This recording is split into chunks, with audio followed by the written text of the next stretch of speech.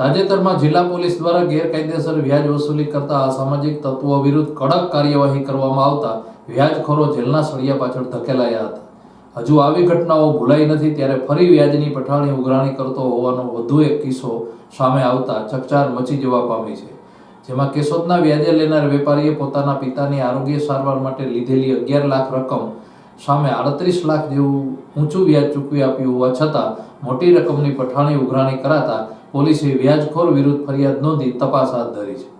આ ઘટના અંગે મળતી વિગત મુજબ કેશોદના માંગરોળ રોડ પર માધવ ટ્રેક્ટરના નામે શોરૂમ ધરાવતા લોહેજ ગામના ભરતભાઈ વીરાભાઈ નંદાણીયાએ પિતાની તબિયત બગડતા તેમની સારવાર માટે 2014 થી 2016 સુધીમાં કેશોદના ભરત એન્ટરપ્રાઇઝ નામની પેઢી ધરાવતા મધુકાંત વ્રજલાલ ઘેવરિયા પાસેથી 11 લાખ વ્યાજે લીધા હતા, જેનો 2017માં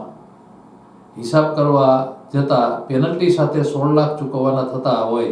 વેપારીએ હવે પછીની 4% લેખે વ્યાજ ચૂકવવાનું થશે તેમ વ્યાજખોરે જણાવ્યું હતું અને વેપારી પાસેથી 5 કોરા ચેક પણ લઈ લીધા હતા અને વેપારી દ્વારા 2021 સુધીમાં દર મહિને 48,000 રકમ જેવું વ્યાજ ચૂકવવામાં આવતું હતું। આ વેપારીએ અત્યાર સુધી નાણાં ધીરનારને વ્યાજ પેટે 26,23,000 જેવી રકમ ચૂકવી આપી હોય ઉપરાંત પેનલ્ટી સહિતની 16 લાખ રકમ પેટે વેપારીએ 2021માં માંગરોળ શહેરમાં તેમની માલિકીની દુકાન વેચી નાખી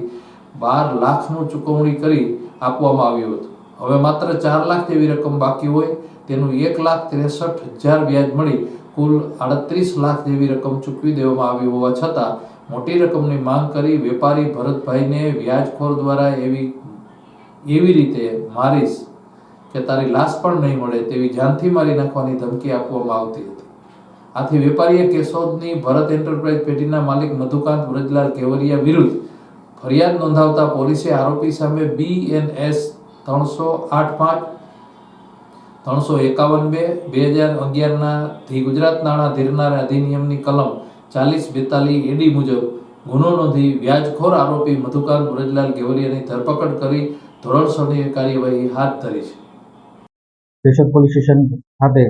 જે વ્યાજ વટાવનો ગુનો દાખલ થયેલો, જેમાં ફરિયાદી ભરતભાઈ વીરાભાઈ નંદાણીયા કે જેઓના પિતાની 2011માં તબિયત ખરાબ થતા તેઓ પાસેથી 11 લાખ રૂપિયા આ કામના આરોપી મધુકાંત વ્રજલાલ ઘેવરિયા રહે કેશોદવાળા પાસેથી લીધેલા 2017માં તેનો હિસાબ કરતા અંદાજે 16 લાખ રૂપિયા જેવું એનું પેનલ્ટી રકમ ગણેલી અને એના પૂરા 4 ચેક પણ લઈ લીધેલા સહીવાળા